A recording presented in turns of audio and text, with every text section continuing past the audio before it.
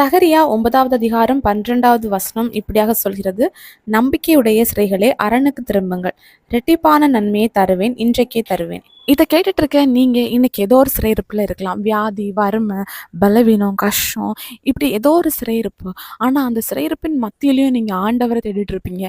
நீங்க ஆண்டவர் மேல நம்பிக்கை வச்சிருப்பீங்க. இந்த சிறையிருப்புல இருந்து ஆண்டவர் என்னை எப்படியாவது வெளியே கொண்டு வருவாரு அப்படின்ட்டு அந்த நம்பிக்கை உங்ககிட்ட இருக்குல்ல. அப்படிப்பட்ட உங்களை பார்த்தா ஏசப்பா சொல்றாங்க, நம்பிக்கையுடைய சிறைகளேன்ட்டு.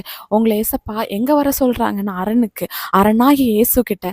அவர்கிட்ட தான் பலன் இருக்கு, அவர்கிட்ட தான் உங்களுக்கான விடுதலை இருக்கு, அவர்கிட்ட தான் உங்களுக்கான ஆரோக்கியம் இருக்கு.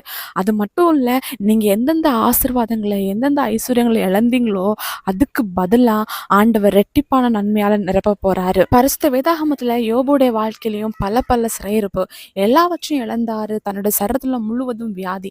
ஆனா ஆண்டவர் எல்லாவற்றையும் அவருக்கு ரெட்டிப்பா கொடுத்தாரு. உங்களுடைய சிறையிருப்பின் நாட்கள்லையும் ஆபத்தான நேரங்கள்லையும் அரணான கண்மலையாகி இயேசு கிறிஸ்துவை நீங்க உறுதியா பிடிச்சுக்கோங்க. ஏன்னா நீங்க இழந்த சந்தோஷம், சமாதானம், நிம்மதி எல்லாவற்றையும் ஆண்டவர் ரெட்டிப்பாய் தந்து நீங்க சிறந்திருக்கும்படி, வாழ்ந்திருக்கும்படி இன்னைக்கு ஆண்டவர் உங்களை ஆசீர்வதிக்க போறாரு.